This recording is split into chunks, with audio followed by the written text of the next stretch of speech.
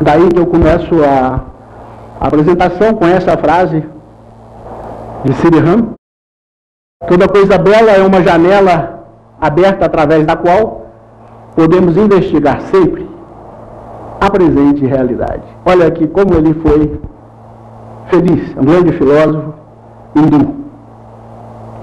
E ele fala então que a beleza nos coloca em relação com o real. A realidade, quando ela manifesta e ela consegue encontrar matéria adequada, material adequado para se revelar na sua plenitude, nós podemos vê-la. Então, que a beleza nos coloca em contato com a realidade. Isso é muito interessante, porque a beleza nos convida a entrar na vida e a descobrir o que está por trás das coisas. É bom por um lado, mas quando manipulado também por uma minoria, é perigosíssimo. Por quê? Porque como a beleza nos convida a entrar na vida, se nós entramos e não temos muito critério, nós podemos ser enganados. Ao invés dela abrir a porta para uma realidade, ela abre para uma mentira. Não sei se você sabe esses produtos que a gente compra, que a gente fala, encantei. E na hora que você compra, não tem uma realidade por trás, tem uma mentira. Então, quando nós ficamos somente na capa dos elementos e não sabemos entrar dentro dos elementos, nós não vemos a realidade. É por isso que nós, através da beleza, temos que entrar na vida e descobrir o que está por trás, se é real, se é falso. A realidade se revela através de coisas belas. Portanto, eu posso chegar à realidade. Mas para isso, eu tenho que ter coragem, eu tenho que ser amante da verdade. Se não me fala, se não for amante da verdade, você nunca vai entrar à realidade. Por quê? Porque você não vai poder vê-la. Você só vai ver a realidade se a sua vida for real. Se ela não for real, se você mente para você mesmo, se você não é sincero com o teu próprio coração, nunca vai ver a realidade. E aqui, nos próximos slides, vou deixar um pouco mais claro esse aspecto. Mas eu vou dar um exemplo bem simples para vocês verem que se a gente penetra na vida, nós vemos o que está por trás, se é real ou se é falso. E nós temos a capacidade, através de um critério próprio, de saber entrar através da porta da beleza e chegar à realidade. Mas o importante nesse momento dessa apresentação é que vocês entendam que a beleza nos convida a entrar na vida. Você já viu quando um jovem sai à rua em busca de uma namorada? O que faz ele aproximar dela? A beleza física, a beleza aparente. E a inexperiência dele não dá para ir além disso. Então, ele é atraído pela beleza física e ele quer entrar em contato. Muitas vezes é enganado, não sei se vocês já viram, que às vezes ele chega com a princesa em casa e o pai, que tem uma visão um pouco mais profunda, fala, é bruxa. E ele fala, não, é princesa. Vocês já viram que nos contos de infantis, quando a bruxa manifesta, ela manifesta como bela? Por quê? Porque a beleza convida as pessoas a virem. Mas, se a pessoa, e ela manipula um aspecto qualquer, a vaidade, o orgulho, algum aspecto qualquer, de tal maneira que a pessoa fica cega. Ela promete, é a princesa que promete grandes coisas, a pessoa fica cega. Não vê que é uma bruxa. E depois, quando ela se revela, aí se mostra como é. Mas muitas vezes, o que está por trás é a princesa. E nós teríamos que saber distinguir como entrar através da beleza e como descobrir o que está por trás da beleza. Assim como esse pai sabe distinguir. É por isso que Sriram fala, tem que ser amante da verdade, que é muito diferente de ser amante do conhecimento.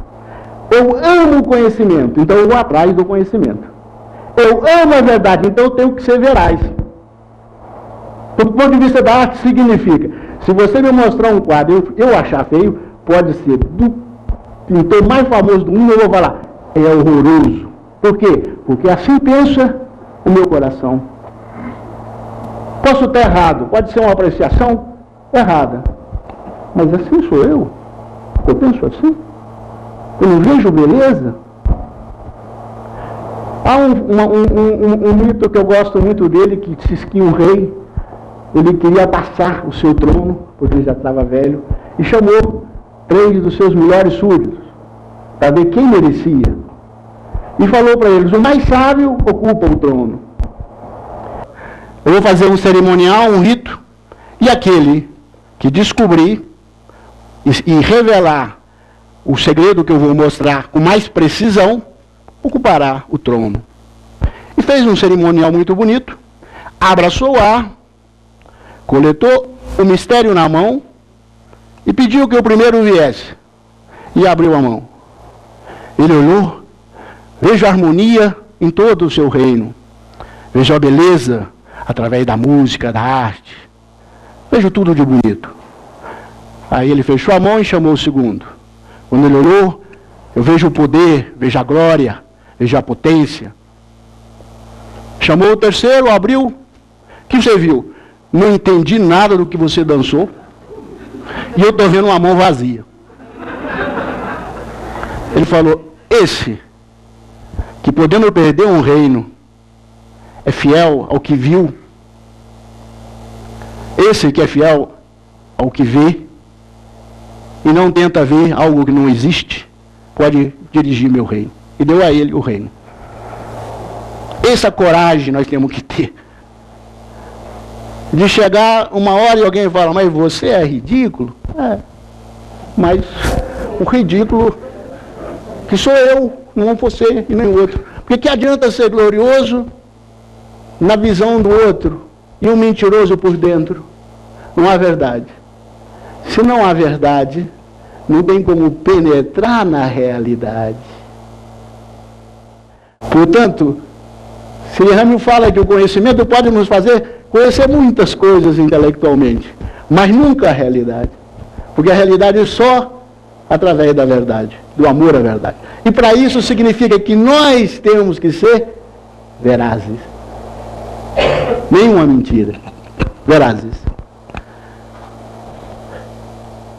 Como eu disse, se amamos a verdade e somos fiéis a ela, isso não é tão difícil. Qual é a mais difícil? Viver uma vida mentindo, fazendo de conta que é o que não é, ou sendo você mesmo? Tem uma fábula também no Oriente que eu gosto, que fala sobre o poder, sobre isso. Dizem que tinha uma senhora que era uma prostituta na beira de um rio, e veio um reino com todos os seus sábios e ficou ali na beira do rio. E o reino que dominava a arte da magia, o rei, pediu o rio abrir, tipo Moisés. Dizem que os egípcios faziam isso, eu não sei. Ele pediu para o rio abrir, o rio não abriu. Ele trouxe todos os seus sábios e pediram. Eles fizeram o cerimonial e pediram para o rio não abriu. Aí a prostituta falou, deixa eu tentar. Eles falaram, mas se todos nós com nossa bondade e honestidade não abrimos você, como a prostituta vai consegui-lo? Diz que ela falou para o rio, abre o rio abriu. Aí eles falaram, aonde está o segredo da veracidade? Eu sou prostituta e todo mundo sabe que eu sou, não esconda aquilo que eu sou. Aí está o segredo do meu poder. Isso são coisas muito importantes. Significa que sem a autenticidade, nós não podemos penetrar no campo da realidade. Seremos sempre enganados. Seremos sempre manipulados. Portanto, nós precisaríamos dessa coragem ao veraz, a ser veraz. Aí sim, a verdade nos leva à realidade. Isso é muito importante, porque a primeira conexão que os gregos fazem da beleza é com a verdade. Onde não há verdade, não pode haver a percepção clara do belo. Mas, segundo se tem, e vocês podem ver, que às vezes a nossa apreciação do belo, que todos nós temos, não sei se vocês já perceberam, já viram alguém que olha para um pôr do sol de Brasília e fala feio? Acho que nós temos algum ponto comum. Pelo menos assim, macroamente. Às vezes, quando nós vemos uma obra, um fala feio, outro fala bonito. Mas aquele que fala bonito, às vezes, entendeu profundamente a obra. E eu não tenho ainda as ferramentas para entender profundamente a obra. Então, se eu desenvolver alguns elementos, pode ser que algumas coisas que eu acho feio, eu passo a achar bonito. Pode ser. Então, nós podemos partir de uma premissa, que eu posso ampliar a minha percepção estética, ao ponto de poder trabalhar com mais amplitude em relação à estética. Ou seja, a estética evolui. Eu posso partir de algo que eu tenho, que é uma percepção natural, construir através dela e desenvolver essa percepção. Mas se eu não tenho, eu não posso fazer. Agora, sabe o que acontece? Eu nunca vi um ser humano que não tenha. Alguém ensinou para vocês, parou com vocês perto de um pôr do sol e falou, olha. Aí você olhou e falou, bonito, olha lá, feio. Alguém falou isso?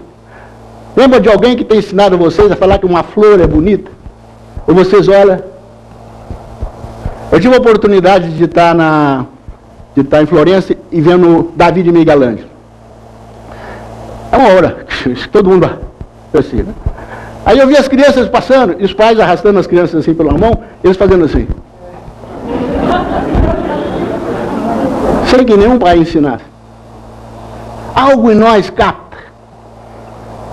Há uma harmonia em nós que bate com essa harmonia. E não sabemos bem o que é, mas há algo em nós. Então nós podemos partir dessa sementinha e desenvolvê-la. De tal maneira que quando a beleza se esconder por trás de algo que eu não vejo, eu vou aprender a localizá-la. E eu vou falar um pouquinho disso, dessa capacidade que nós temos de desenvolver um pouquinho essa percepção ao belo. E para isso eu vou ter que fazer uma pequena revisão para aqueles que fazem filosofia do curso de psicologia, para ver como é que a nossa psique reage ao belo, para entender um pouquinho, não vou dar aula de psicologia, e para aqueles que não fazem o curso também, poder entender o significado da palestra. Você não se preocupa com a imagem? Apenas só para dar para vocês um referencial, se bem que é uma obra bonita, né? Então, o filósofo tem parte de um seguinte ponto. Nós não viemos na vida fazer as coisas, nem tornar necessariamente, não viemos prestar um serviço. Nós viemos construir a nós mesmos. Só que nós não podemos construir a nós mesmos se nós não olhamos como somos através da natureza. Vou explicar bem simples. Quando eu quero embelezar meu rosto, eu tenho que olhar no espelho, porque senão eu não vejo meu rosto. Não é isso? Eu olho no espelho. Quando eu olho no espelho, está feio, eu mexo no espelho ou no meu rosto? No rosto. Mas sem o espelho eu poderia mexer no rosto? Não. Então, eu faço a mesma coisa com a vida. Eu quero aprender melhor a captação do belo. Então eu vou e observo. Será que eu consegui agora? Na hora que eu fui combinar isso, eu não dei conta. Na hora que eu não consegui apreciar aquele ponto. Então eu sei que está falhando algo. Aí eu entro para dentro de mim mesmo e corrijo. Mas quem é que me dá a percepção das coisas? O mundo objetivo. O filósofo não pode tirar o pé do mundo objetivo. Para isso ele tem que fazer uso de quê? Das suas sensações. Através da visão, do olfato, do cheiro, eu vou captar informações. Mas depois eu tenho que fazer o quê? Uma apreciação dessas informações.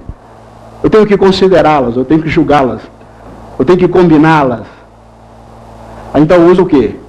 Os pensamentos, uma compreensão da vida. Então com os sentidos eu capto, com o pensamento eu vou compreender.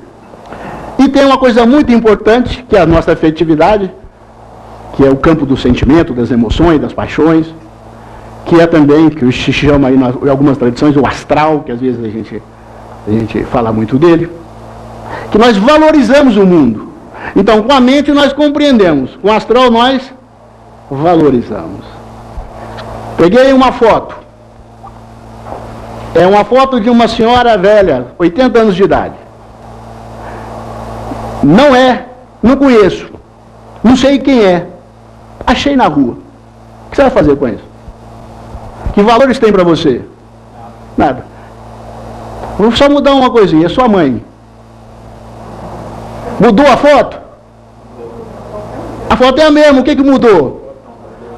O sentimento teu por ela. Agora eu ponho num quadro lá dentro de casa. Com a mente eu sei quem é. Com as emoções eu valorizo. Então, com a mente eu compreendo. Com as emoções eu me relaciono.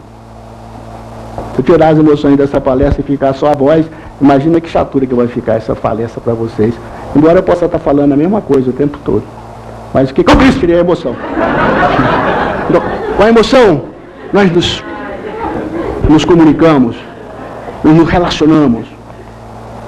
Então, a emoção faz com que eu valorize as coisas. E como eu valorizo, eu vou de encontro a. Olha que coisa interessante. A beleza nos leva a ir de encontro a. Onde é o campo, então, da beleza? Na emoção. Com a mente eu entendo logicamente o universo. Com as emoções, com o campo afetivo, sentimentos, emoções, eu vou entender esteticamente o universo. As percepções estéticas têm relação com as nossas emoções. Então, no fundo, desenvolver a estética é desenvolver a forma como nós sentimos o universo, nos envolvemos com o universo, entramos no universo. Mas há uma coisa também muito importante. Eu tenho que me integrar com o universo. Vocês já viram numa festa, quando você chega na festa, você olha, viu, gostou, mas ficou parado, não dançou. Você participou ou não participou? Não participou. Se é baile, tá certo? Ou, melhor ainda, você vai num banquete, olhou, gostou, não comeu. Então, para eu poder me integrar, para eu participar, o que eu necessito? Ações. Mas para eu chegar à realidade, eu não tenho que entrar nas coisas. Para eu entrar nas coisas, eu tenho que agir. Olha que curioso. Uma célula do nosso corpo, quando age, quando ela entra no corpo e age, participa da vida do corpo, o corpo não se revela todo para ela? Na célula não tem o mistério do corpo? Então ela não passa a conhecer o mistério do corpo? Vamos dar um exemplo mais prático. Eu entro numa empresa. Eu sou um concorrente, estou só espreitando. Eu estou vendo, gosto da empresa, mas estou só espreitando. Eu não participo, não trabalho, não dou e nem tiro. A empresa deixa eu conhecer os segredos dela? Se eu quero conhecer a realidade da empresa, o que eu tenho que fazer? Eu tenho que participar. Eu tenho que fazer o rito. Essa capacidade de penetrar, de participar das coisas, nós precisamos de uma qualificação muito importante na arte, a técnica. Porque não basta o artista captar, ele necessita de técnica para colocar ela de forma objetiva. Então, aqui agora tem duas coisas importantes. Eu estou disposto a ir, compreendi, gostei e participo. Então, eu me associo, eu me relaciono, eu me reúno. Essa capacidade de reunir, de fazer com que a vida expanda, que a vida cresça, porque a vida se cresce através de uma reunião, de uma assimilação de elementos. A célula, o corpo nada mais é do que uma reunião harmônica de células. O universo nada mais é do que uma reunião harmônica de astros, de sistemas solares. Então tudo está relacionado harmonicamente. A vida expande através da relação harmônica. Essa relação harmônica se chama bem. A ideia que os gregos trabalhavam do bem. E ele falava, curiosamente, a nossa percepção estética sempre se associa com a ideia do bem. Na prática, vocês já viram quando uma pessoa faz um gesto e ajuda um velhinho a atravessar a rua, o que vocês falam? Que bonito. O que vocês estão achando bonito? A expressão do bem. Quando há um perfume de uma flor, que é vida pura, você fala cheiroso. Quando a flor começa a se decompor e começa a vir os cheiros da decomposição, você fala que cheiro ruim. Nós associamos psicologicamente o agradável e o desagradável ao destrutivo, o agradável ao construtivo, o desagradável ao destrutivo. Nós temos uma associação mental, emocional, com o bem, natural no ser humano. É por isso que você não precisa de ensinar muita gente que não deve levar coisas mal cheirosas para casa. Mas perfume todos gostam de levar. Só que tem coisas que são mal cheirosas de uma outra forma. Uma vez eu estava na casa de uma amiga minha, psicóloga, em Santos, e entrei e tinha um objeto, que era tipo de uma caveira na sala dela. Não era uma caveira, era uma coisa muito mais bem preparada, mais bem trabalhada, porque tinha, digamos, tinha detalhes, né, que eu achei aquilo horroroso, somente para uma sala de jantar. Eu falei, mas que coisa horrorosa, porque você não entende mesmo nada de arte, né? Aí eu já fiquei, na época eu não estava em Nova Cropa, eu já fiquei um pouco inibido da minha ignorância, né? Aí falei, não devo entender mesmo, né? Aí ela disse para mim, você sabe quem é esse cara? Eu falei, não, tinha lá o nome dele na plaquinha, né? O criador da Bienal, não sei das quantas, de cano e tal. Eu falei, ah, então é bonito mesmo. Aí eu perguntei, ela falou assim, esse cara era sensacional. Então morreu, né? Aí eu falei assim, ele morreu? Sim. O que aconteceu? Se matou. Eu falei, bom, tá aí algo que depois eu fui entender lendo a obra de Jung. Há muitas expressões que não são as expressões da beleza, expressões da esquizofrenia. E se você gosta, de alguma forma, vai estar se conectando com a esquizofrenia. Há coisas destrutivas e as coisas construtivas, tanto no meio do perfume, como no meio da alimentação, como no mundo das apreciações estéticas. Certo? E por isso que é muito importante, ao falarmos de arte, lembrar dessas duas coisas. Que a beleza, para que eu possa percebê-la, eu tenho que ter um amor muito profundo pela verdade e uma conexão com o bem. Porque se eu não for bom, as portas da natureza não se abrem. Vocês abrem a porta da sua casa quando você sabe que a pessoa é ruim, que vai te roubar, que vai te ferir? Não, a natureza é assim. Dizem que é por isso que os pássaros não aceitam a gente, porque eles temem. Mas diz que São Francisco lograva que os pássaros entendessem que ele era bom. E, portanto, os pássaros se aproximavam. A natureza tem esse mistério de abrir as portas. Como eu quero entrar na realidade, eu tenho que entrar através de uma ideia fundamental que os gregos tinham. Eu tinha que entrar através do meu coração. O grande problema é que nós confundimos o coração com o sexo. É igual esse rapaz que chegou na casa com o pai e falou, encontrei o amor da minha vida. Ele vai falar, você não encontrou o amor da sua vida, você encontrou a paixão da sua vida. Não foi amor à primeira vista, foi paixão à primeira vista. Não, mas eu senti no coração. O pai, não, você não sentiu no coração, você sentiu no sexo, você está confundindo sexo com coração. E esse é o grande problema nosso. Às vezes confundindo o fígado, emoção, com coração. Desejo com coração. Ou seja, nossos órgãos estão caóticos. Estão investidos. Nossas percepções, simbolicamente falando, estão investidas. Então, é por isso que é muito bom ter um critério de saber, primeiro a veracidade, depois a ideia do bem. Tem que sentir esse pulsar, esse coração.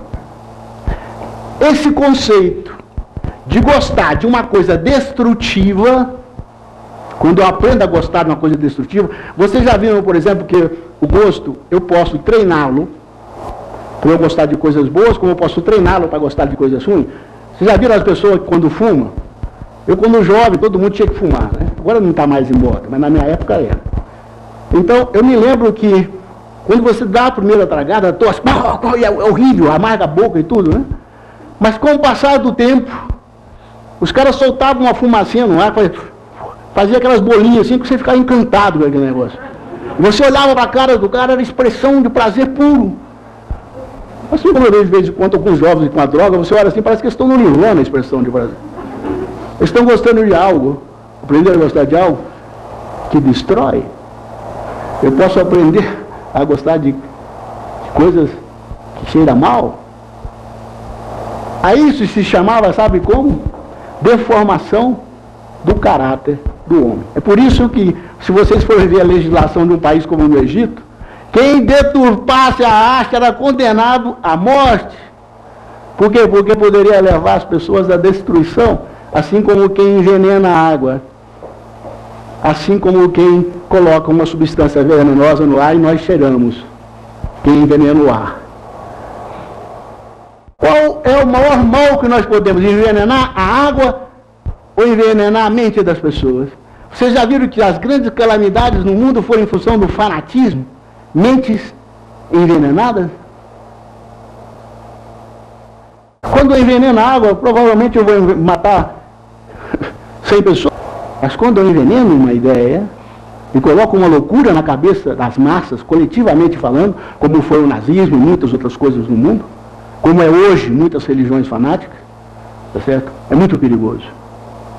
Então nós temos que tomar cuidado quando as nossas coisas que nós gostamos são manipuladas e nós passamos a gostar de coisas que são destrutivas para a sociedade. Porque nós podemos, com os nossos prazeres, destruir a sociedade. É por isso que haveria que entender bem um conceito interessante que a gente vai encontrar tanto na obra de Platão como de Plotino, que falava que nós temos uma alma com a qual nós valorizamos o mundo, que é o motor, a alma, a ânima, aquilo que nos leva em direção às coisas, que ela depende do que pensamos e do que sentimos. Se eu estou com a mente corretamente organizada, se eu penso bem, se eu estou bem informado, se eu estou bem educado, se eu compreendo bem as coisas, se eu tenho razão e se tenho os bons sentimentos, e os sentimentos se dirigem às coisas boas, então a minha alma é essa que tende ao infinito, tende ao céu, tende ao espaço, tende ao mais amplo. Já viram que quando você contempla um pôr do sol, você sente uma necessidade de plenitude, de glória, de penetração? Parece que você tem ar. Já viram? Essa é a beleza. A beleza nos leva a isso. Esses são os sentimentos. Sentimentos nos elevam e dá vontade de glória, de expansão, de plenitude, de espaço, de infinito, de tempo. Há obras de arte tão bonitas. Às vezes eu vejo essas obras que os artistas com a imaginação, eles fotografam, por exemplo, a Guerra de Troia. Você olha assim, é uma guerra, né? Mas você se sente dentro do tempo de Troia. Parece que você rompeu 2000 anos de espaço. Então a arte te projeta no tempo, no espaço. Projeta para o mais grande, para o mais amplo. Tá? Isso são próprios da razão e dos sentimentos. Mas quando nós paramos de pensar por nós mesmos e começamos a falar coisas bonitas, porque lemos jornal A, jornal B, e sabemos fazer apreciações musicais, estéticas, maravilhosas, mas não sabemos lidar com as coisas básicas da vida, de como ser justo com os meus filhos, com os meus chefes no trabalho, como lidar com os meus sapatos, como ajeitar a minha casa, e não temos nem disposição moral para arrumar meu quarto, e assim por diante. A minha vida se entra em farrapos. E não importa o que eu compreendi, não importa o que eu sou. Tá? Então aí vem, quando nós caímos no mundo das opiniões e das paixões, da preguiça, da inveja, do rancor, do ódio, do medo. Significa que a nossa alma, podendo ir para o céu, optou por ir para a terra. Tá? Podendo ir para o mais vasto, você está bem representado aqui, foi para o mais ínfimo. Aqui, nesse espaço, que eu representei assim, a alma normalmente no Egito era representada por andorinha, por isso que eu preferi usar andorinha. Ela voa, está vendo como se eu estivesse projetando a minha alma? Gostei muito dessa imagem, né? Projetando a alma para o mais infinito, para o mais vasto. E que quando nós projetamos a alma para o mais infinito, para o mais vasto, ela chega a não mais ver a beleza através dos objetos. Ela vê a beleza em si. Para eu escutar música, o que eu preciso? Vocês viram que o violino estava aqui? Diz que tem gente que escuta a música sem o violino. Diz que as esferas, os astros, se movimentam. E eles têm um ruído. Diz que o ruído dele é parecido com essas músicas mais lindas que nós conhecemos. E tem gente que ouve. Tem gente que aprecia o belo de forma direta. Sabia que Mozart, para compor, não usava instrumento? Ele ouvia e escrevia o que ele estava ouvindo. Os grandes criadores, Einstein, tudo fala isso. Eu penso, não chega a lugar nenhum, de repente eu vejo. Aí eu gasto um certo tempo para explicar o que eu vi, mas o que eu vi, eu vi. E assim todos os criadores falam isso. Miguel Ângelo, perguntaram para ele, como você consegue esculpir um negócio que parece vivo? Eu não faço nada, eu olho a pedra e eu vejo a imagem lá dentro. Eu tiro os excessos. Nós olhamos a pedra e não vemos nada, às vezes nem a pedra. Bom, isso é quando a alma dele voa tanto, ele serviu tanto. Imagina a quantidade de tempo que Miguel Ângelo gastou para chegar à técnica que ele dominava. Vocês vão hoje ver pinturas lá no Serasa.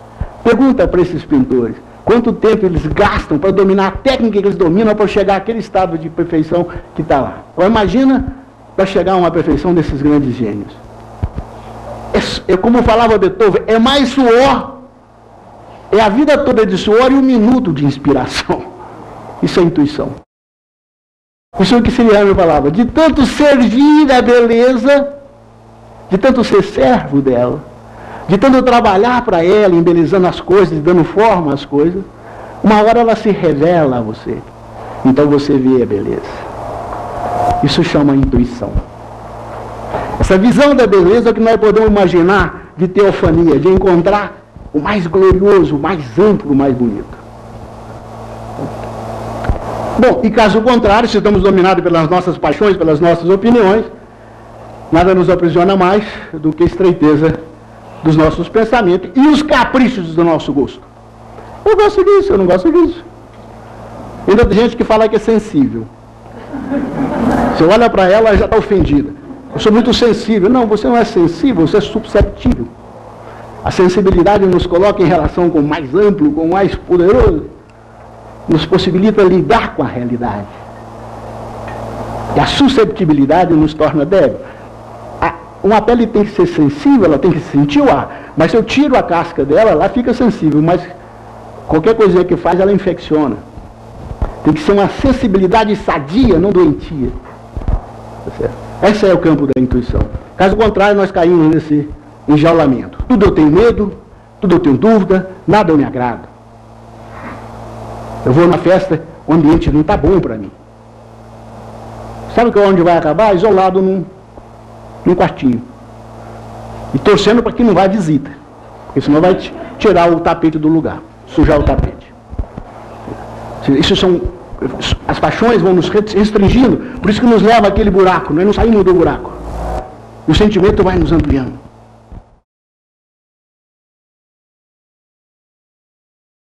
Aqui há uma coisa interessante. Se o artista deslocou,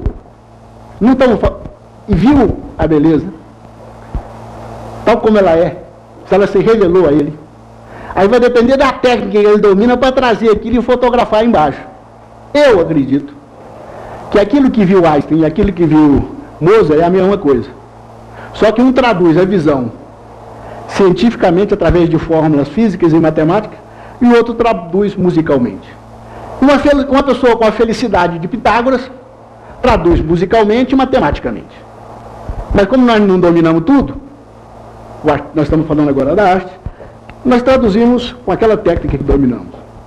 Então depois da visão, desperta nele a percepção da visão, o sentimento, a motivação. Vocês já viram que quando nós olhamos uma coisa bonita, assim, que estamos com a nossa fotografia, o que a gente quer fazer? Eternizar, fotografar e registrar. Para quê? Para depois eu olhar e ter a mesma vibração, ou pelo menos equivalente. Dizem que quando os artistas veem a beleza, eles querem também registrá-la, eternizá-la, trazê-la para perto. Eles ficam servos dela. Aí então, através de técnicas muito apuradas, nasce quem? as obras de arte. Aí nós, pobres mortais, que vemos uma obra de arte, por exemplo, a Nona Sinfonia, e que conseguimos entrar nela com os nossos sentimentos, somos transportados no nosso nível, para aquela dimensão, talvez, onde teve Beethoven, quando criou aquela obra de arte.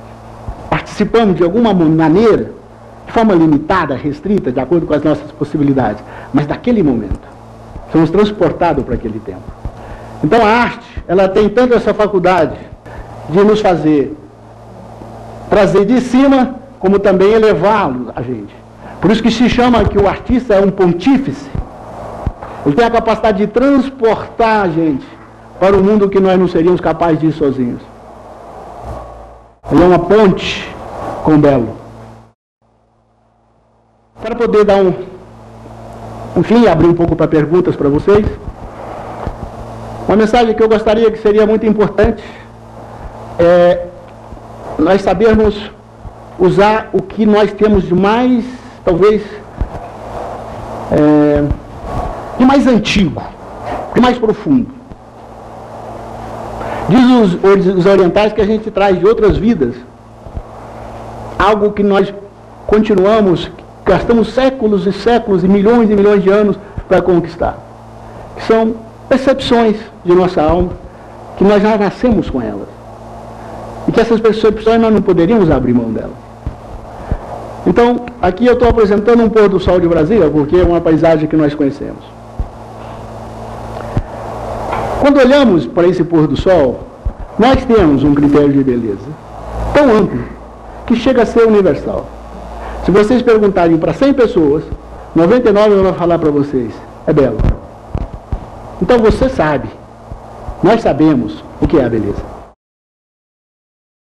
Os filósofos têm a seguinte colocação: quando você olha para esse vaso, e você fala que é belo, você fala que o vaso é belo, não é isso? O que vibrou em você para você falar que ele é belo? Por que você fala que é belo?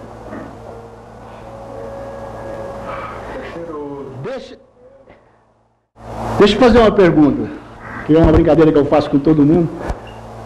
Zulumulu, o que é Zulumulu?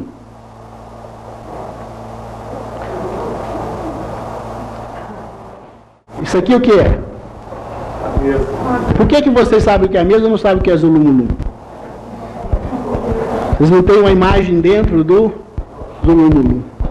Mas por que vocês sabem que é belo? Por que vocês sabem que essa paisagem é bela? Porque vocês têm a beleza dentro. Então a beleza está aqui, mas ela está também dentro de vocês. É por isso que essa pessoa pôde criar o vaso. Porque fundamentado nisso que está em vocês e que está nela, ela fez para agradar vocês. Ela sabia que ia agradar. A beleza está em você, está em mim, está em todo local. Então a beleza, ela não pertence às coisas, ela se revela através das coisas. E ela se revela através de nós. E ela é a nossa condutora ao belo. É por isso que se eu nego a minha apreciação do belo, eu estou negando a única coisa que eu tenho de autêntico em mim. Então, a coragem de olhar é bonito. E nós temos que saber por que eu olho bonito. Por que eu olho um pôr do sol é bonito? Por que eu olho essa imagem e falo, é bonita? Por quê? Eu teria que saber olhar para mim e ver como é meu sentimento nesse momento. Como é meu coração nesse momento. Como eu sou nesse momento. Por quê? Porque quando eu estiver diante de uma obra que eu não conheço, eu vou consultar o meu coração, os meus sentimentos. Eu não vou consultar a opinião. E vou falar, é bonita. O filósofo odeia que alguém fale para ele o que é certo e o que é errado. Odeia que alguém fale para ele o que é bonito, o que é feio. Não porque o filósofo seja dono da verdade. Não. Porque o filósofo é amante da verdade. De qual verdade? Da sua verdade. Agora, eu sou dono da verdade? Não. Eu não sou dono da verdade. Mas eu tenho que defender a verdade que eu tenho. Por quê? Porque ela é que vai me conduzir. Pode ser que eu estou errado? Sim, por isso eu sou filósofo. aceito uma apreciação. Ah, eu acho feio. Ah, eu achei bonito. Por que você acha bonito? Ah, porque, não sei, algo. Não, isso me parece a história do rei, isso eu não gosto. Mas se ele fala, presta atenção no som. Já tiveram a oportunidade de ouvir, por exemplo, uma pessoa que conhece bem de música clássica, fazer uma apreciação? Uma música que você nunca gostou, você fica, que bonito. Teve um dia que eu vi uma história sobre o Nelson Freire, esse grande pianista brasileiro, a história da vida dele. Ele pediu, um grande pianista do mundo, pediu, no final da vida dele, pediu para o Nelson Freire tocar uma música. E o Nelson Freire tocou, depois o Nelson Freire tocou uma música de um compositor que ele não gostava. Na hora que ele terminou, assim, o cara estava chorando. Você me ensinou a gostar desse cara que a vida toda eu não tinha aprendido. Um velho que dedicou a música dele toda a vida toda na música, ainda não tinha aprendido a gostar de uma obra específica. E o Nelson Freire ensinou ele a gostar da obra. Bom, isso é um filósofo. Ele não viu nada até aquele momento, mas dali para frente ele começou a ver, algo se revelou. Ele teve um pouco mais de detalhes nas suas apreciações. Tá certo? Não sei se vocês já viram quando a gente viaja para um país e tem um alimento estranho que a gente não gosta, depois vamos e a gente começa a ver os sabores, as combinações, de repente nós ficamos até com saudade daquela comida, aprendemos a gostar dela. Nós podemos apreciando e melhorando e refinando os nossos gostos. Por isso que Sri Rami fala que a evolução do homem, num certo sentido, é o aperfeiçoamento do gosto. E por quê? Porque com isso ele vai levando os sentimentos mais elevados. Com isso ele vai penetrando cada vez mais profundo nos mistérios da beleza e da vida. Com isso o que eu quero reforçar, que vocês nunca abrem mão dos próprios critérios, que aprenda a sentir por vocês mesmos. Eu não vou entrar nessa palestra nesse mérito, mas uma outra talvez, que é também fundamental, a pensar por vocês mesmos. Porque nós também temos um senso comum quando pensamos. Exemplo. Vocês operariam com uma pessoa que nunca foi a uma faculdade, nunca operou na vida?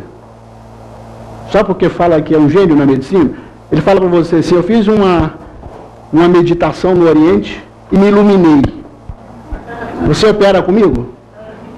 No entanto, há milhares de pessoas que vão para o Oriente para ser sábio, buscando a iluminação. Ou seja, é possível?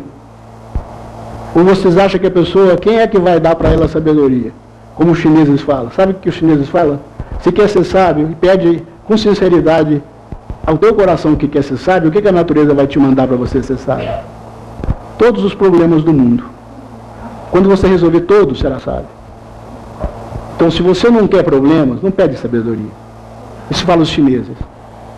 Assim como um cara para ser médico, só depois que ele resolver todos os problemas, um bom médico, excelente médico, quando ele enfrentar os problemas da cura e resolvê-los. Então, isso é o bom senso. Eu já fiz essa pergunta para crianças de 4, 5, 6 anos de idade. Você gostaria de operar por um médico que nunca operou na vida? Não. Aí depois você pergunta para o adulto, como você acha que vai chegar a sabedoria? Deixa comigo. É como se fosse possível. Tem hora que nós perdemos o bom senso. Quando nós perdemos o bom senso, somos manipulados por essa minoria formadora de opinião. Porque colocaram isso. A massa é que pensa correto. Mas agora a minoria sabe que ela que forma a opinião da massa. Isso é muito conveniente para quem quer dominar. Por isso que nós temos que sair dessa massa que não pensa. Por isso que eu faço um convite a vocês à filosofia. Tá? Nós temos aqui...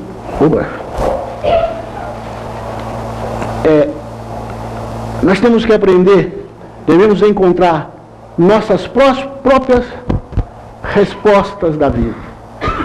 Porque não vale que Platão tenha chegado, não vale que Confúcio tenha chegado, não vale que Lao Tse tenha chegado. Quando muito eles podem nos dar a esperança que se um ser humano chegou, eu também posso. Mas Confúcio, Lao Tse e Platão não estão comigo quando eu levanto e tenho que arrumar minha cama quando eu tenho que selecionar minha roupa, quando eu tenho que fazer meu café. Estou eu comigo mesmo. Eu tenho que chegar no meu nível. Talvez, se um dia eu caminhando através do meu nível, experimentando a vida, vou ver coisas profundas e talvez chegue até a mesma conclusão. A mesma coisa de Platão, a mesma coisa de Confúcio. Como aconteceu com o Roger Scruton. Dizendo que foi pensando e começou a ver a beleza de uma forma diferente, depois foi vendo no clássico, todo mundo estava vendo igual ele, então ele se sentiu em casa. Não, peraí, não sou só eu louco. Porque se a realidade é uma, é evidente que todo mundo que chegar nela vai chegar ao mesmo lugar. Mas não adianta que um chegou, tem que eu chegar. Não adianta que todas as pessoas do mundo sabem nadar. Quando o barco furar comigo, quem tem que saber sou eu. Eu tenho que encontrar a minha realidade. Eu tenho que encontrar os meus sentimentos. Eu tenho que aprender a pensar. Por quê? Porque eu tenho que responder os meus problemas da vida. Eu tenho que lidar com os meus problemas de estética e de ética. Então, isso é o convite que eu faço a vocês, porque hoje falamos mais de estética. Quem sabe na próxima vez de ética. Porque dizem que estética é a manifestação objetiva da ética. Ou seja, mais uma reflexão filosófica que eu deixo com vocês. E agradeço e convido vocês, então, se querem um pouco mais de filosofia, que participem dos nossos cursos. Okay? Sempre muito práticos e muito voltados para o dia.